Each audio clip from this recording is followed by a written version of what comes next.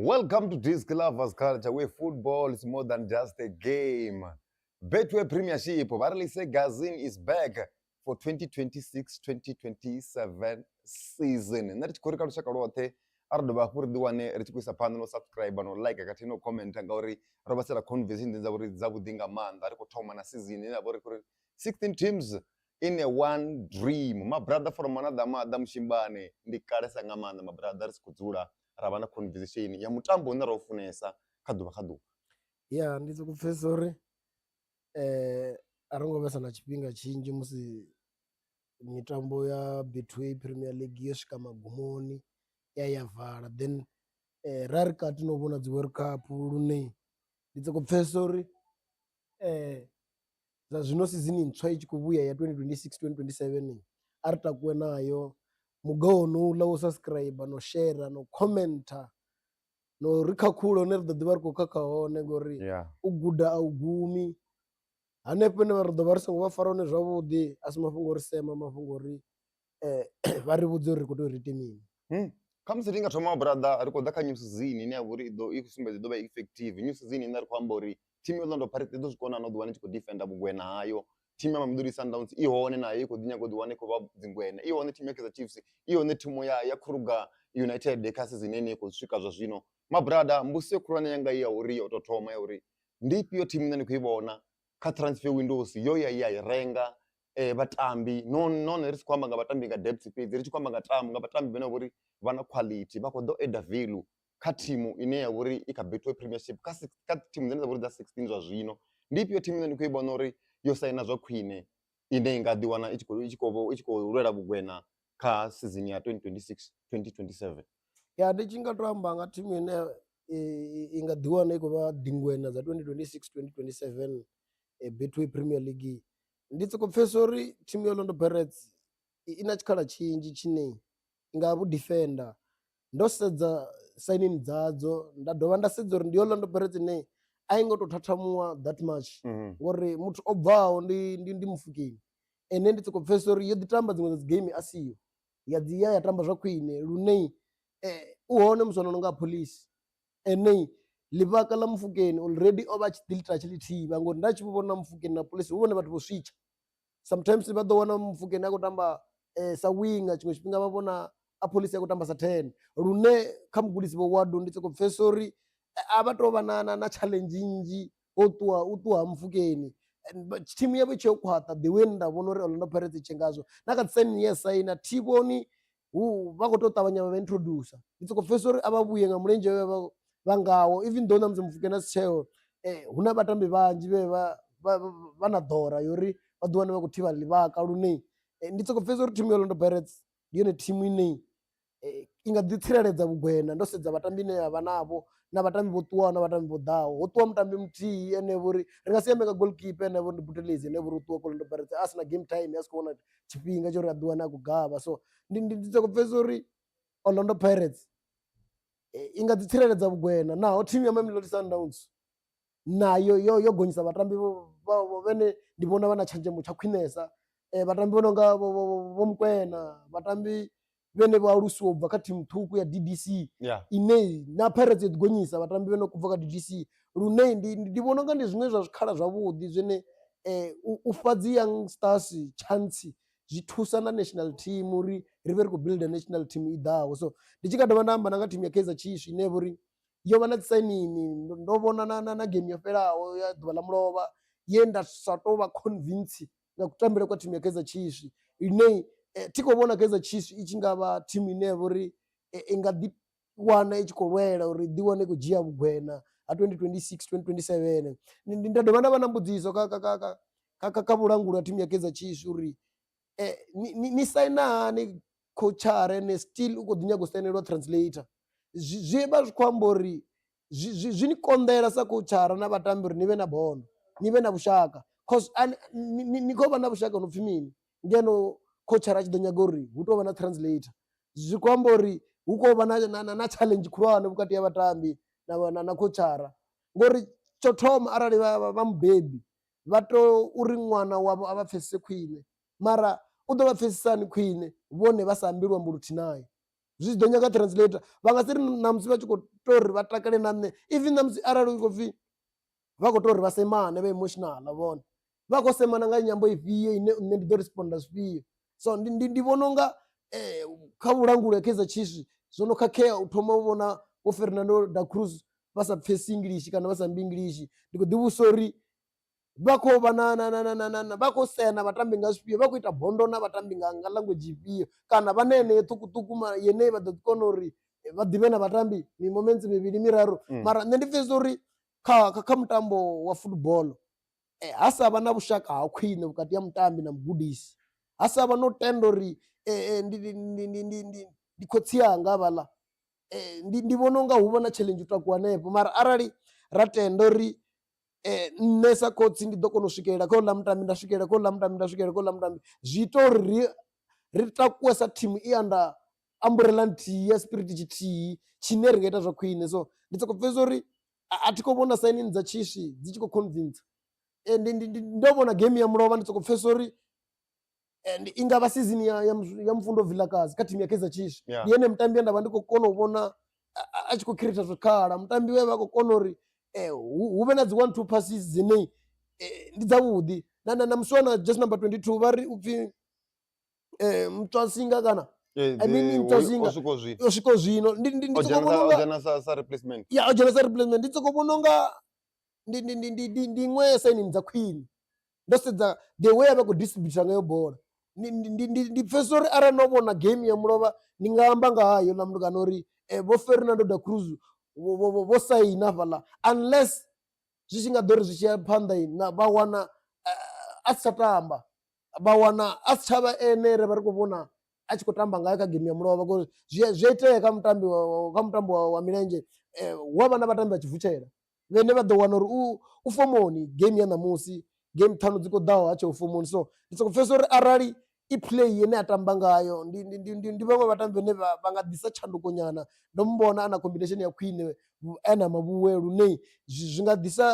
ita uri thimu ya Kaizer Chiefs i ḓi wane i tshi khou dovha ya ḓi wana i kha top 3 kana i kha top 5 kana i kha top 8. Let's look at Mamelodi Sundowns. Mamelodi Sundowns yo lose wana Jaden Adams Hortman, my brother, looking up to the upcoming season vha khou tamba miṱaṱisano yoṱhe ine ya vha hone ine ya vha uri ri nga amba nga dzi CAF Champions League, miṱaṱisano yoṱhe ine ya vha hone kha shango la world wide actually vha khou ita miṱaṱisano yoṱhe. Mbusi yanga i vhe ya uri vho eda value na kha thimu ya Mamelodi Sundowns hune ni na lutendo uri na nga ngoho vha nga vhuya vha ḓi wana vha tshi khou lwela na Betway Premier League, vha ḓi wana vha tshi khou compete CAF Champions League u ya na dzi na vho Club World Champion u swika nga nḓila ine ni khou vhona stability tsha Mamelodi Sundowns tshi nga hezwo zwino. Ya ndi vhona uri thimu ya Mamelodi Sundowns ndi thome ngo rest in peace Grootman Jaden Adams miyo wa ulala nga mulalo. So ndi vhona unga kha thimu ya Sundowns a hu tou vha na zwinzhi zwine ri nga amba uri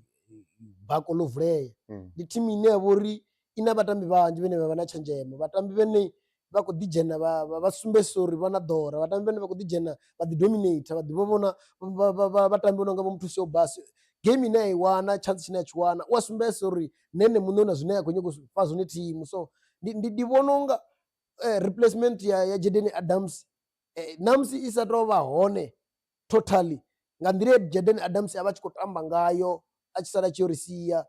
ndi vhona unga yo xelelwa sa thimu ya Sundowns. I think hono vha na matshiwadi hono vha na kuhumbulele that's why nene muṋe vho no ḓira uri ndi pfhi Grootman. So ndi sokou pfhesesa uri Grootman ndi muthu ane vha uri ndi muhulwane lune wa kona u humbula zwithu zwine zwa vha uri zwi a dzhia. So kha tshenzhemo tshe vha natsho ndi tshi khou tshi compare na vhathu vhane vha khou tou ri vha vale buli kha Sundowns, ndi vhona unga ri tou vha na 75% ine i nga vala gepe ḽa Jaden Adams. Zwa sia zwi khou amba uri 75% i vha i khwine, i vha i khwinesa ngori a huna na mutambi muthihi ane a nga tou tamba 100%, mara 75% i hone kha midfield. Ndi kwamba Sundowns ine ya vha uri i na midfield minzhisa ine i ḓo zama i ḓo shuma nga maanḓa ngori u ṱuwa muṅwe ndi u vuwa muṅwe. So ndi sokou pfhesesa uri muṅwe ṅwana u wana tshikhala. So kha a excele a fare tshitanda tshe Jaden Adams ya vho tshi fara a i hwale Sundowns a i sie kule ngori ndi Sundowns ine vha ri khou vhuya sa defending champion ya CAF lune zwi vha na challenge khulwane nga maanḓa, zwi vha na challenge khulwane nga maanḓa kha mutambi ane a ḓo vha uri u khou dzhena a tshi khou thivha ḽivhaka ḽa Jaded Adams, mara ndi tshi sedza technical yoṱhe ya Sundowns a i khou tou ṱalila u ya kule.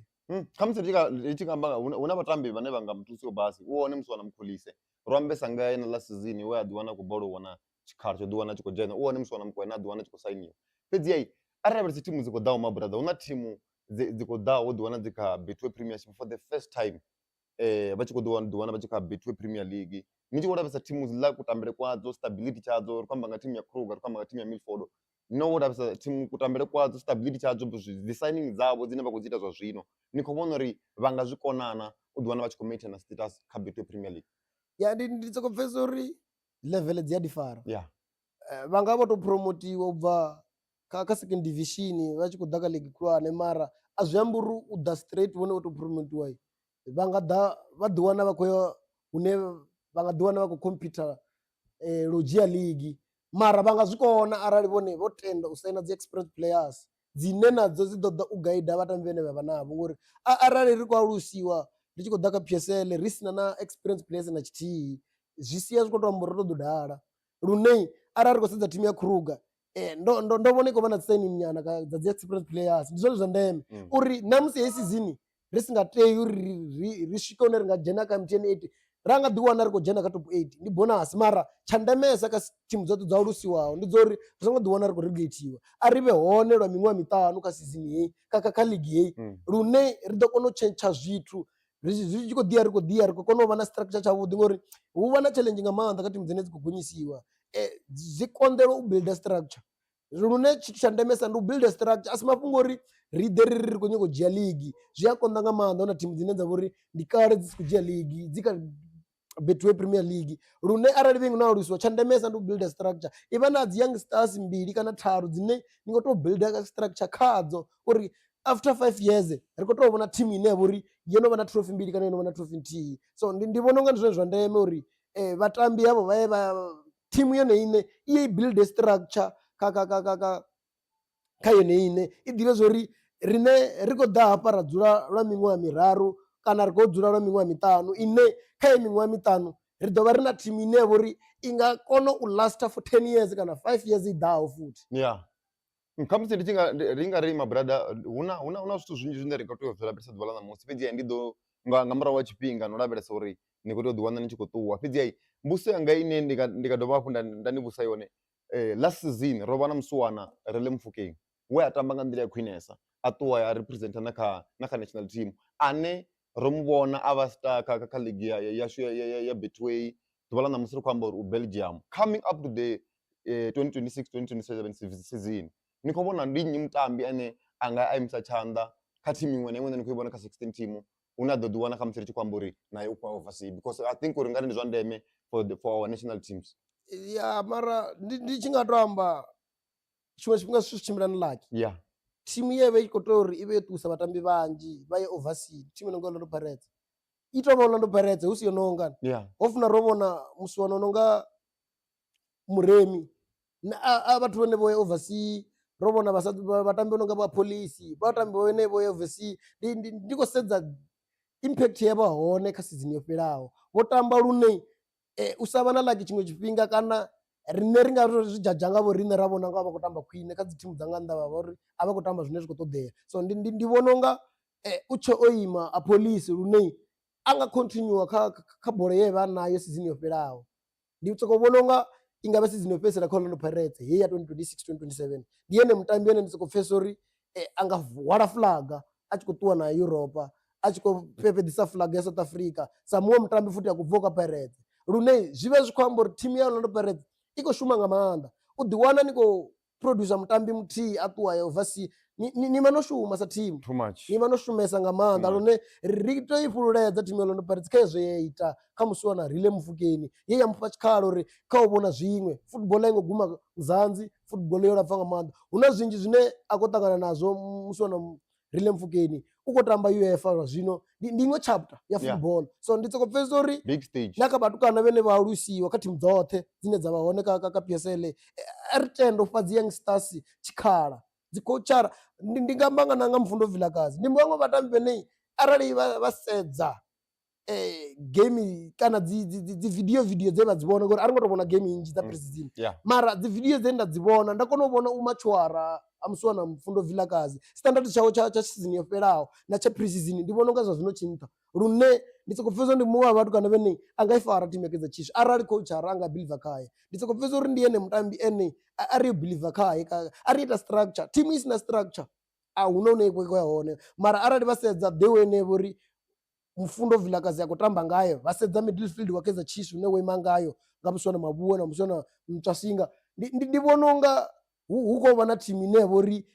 i nga vha strong ngo nda khou vhona dzi run dza Velabai nda vhona dzi run dza Muswana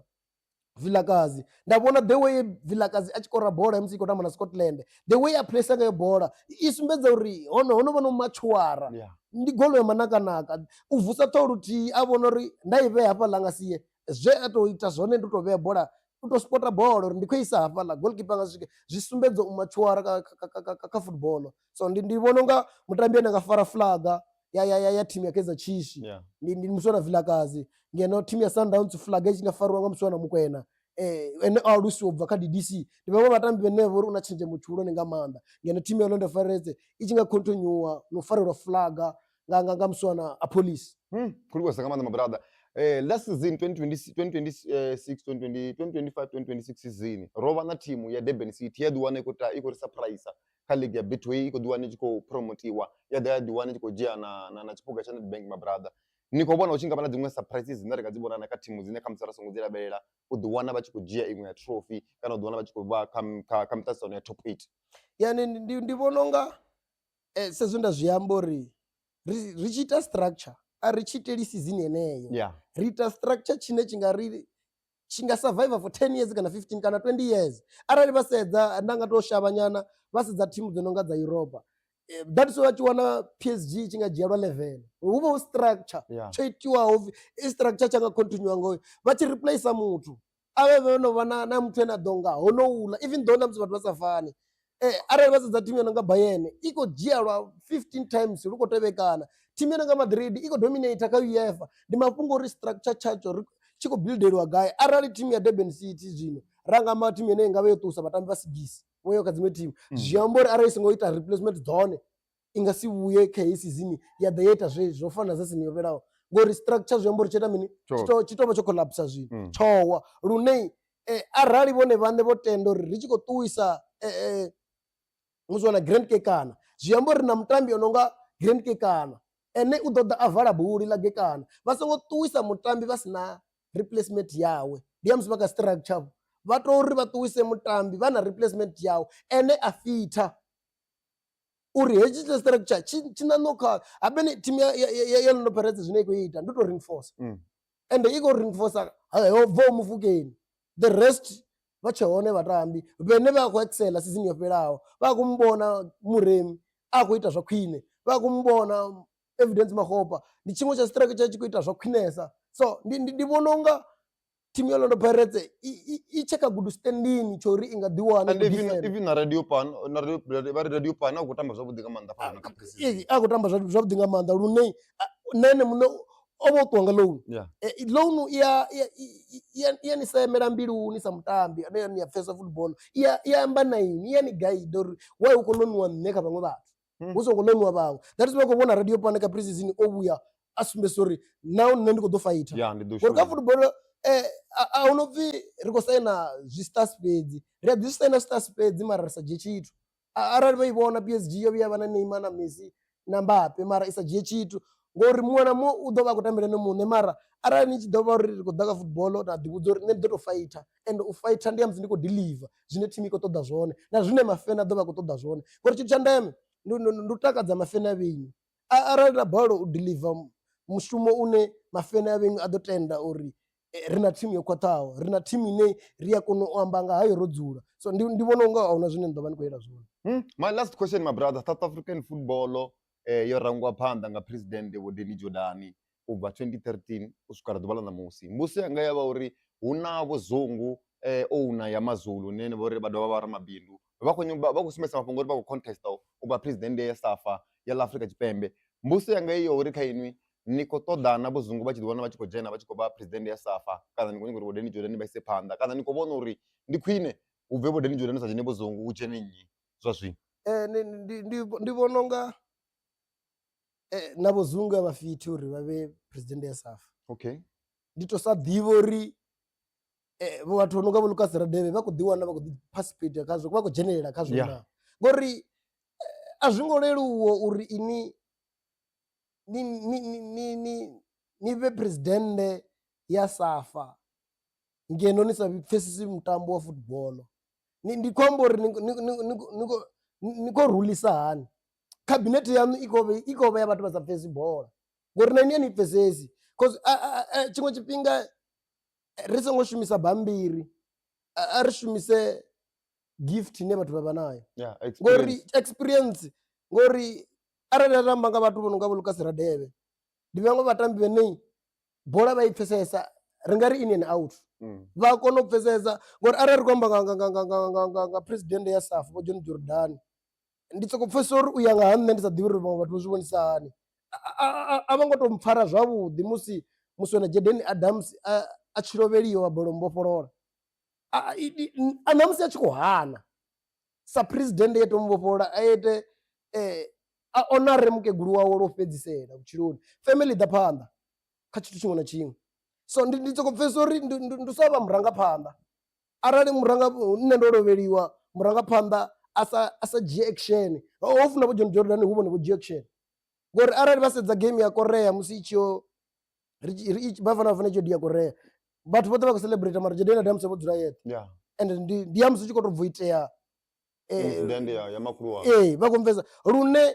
sa president sa murangaphanḓa ni to dzhena hanefhaḽa uri mulandu iwe u sa takali kha gundo ḽine ravha naḽo a kone u amba uri siko takadzwa ndi mini a zwi tsha nyagene muṋe ri to muhwala ra mu humisela aya a fhelekedza makhulu wawe nga mulalo a dovha a vhuya family ḓa phanḓa. So ndi soko pfesesa uri khou nyagea muthu ane a ḓo pfesesa uri football ndi mini hayi hu tshi khou dzhena politiki bolani ndi vhona unga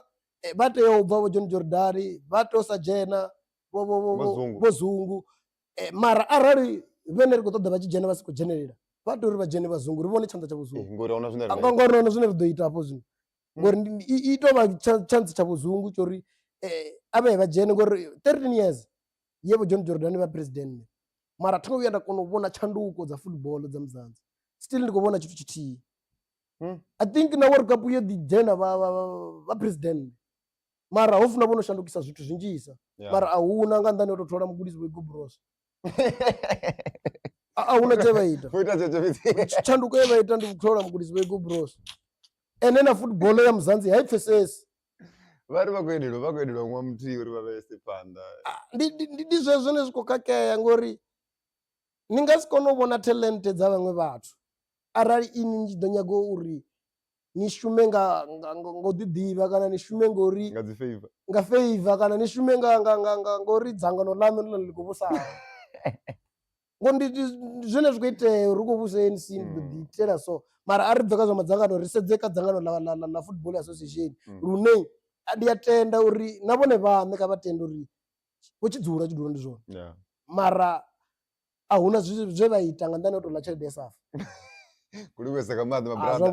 kha lushaka lwoṱhe lwa Diski Lovers Culture vheni ni khou ri mini nga new upcoming season 16 teams in a one dream team ya Milford team ya Kruger National Park yo joina Betway Premier League. Do you think they can survive the relegation or not? Nṋe ri vha funesa nga maanḓa lushaka kha vha subscribe vha like vha comment kha vhoṱhe na vho ri khamusi vha na dzi query kana dzi question kana u ḓi wana vha tshi khou sponsora Diski Lovers Culture 0796858311 heyo ndi nomboro ya WhatsApp a vha dalele TikTok yashu YouTube yashu na Facebook yashu ri vha funesa zwiṅwe mtshimbani a ri ṱuwi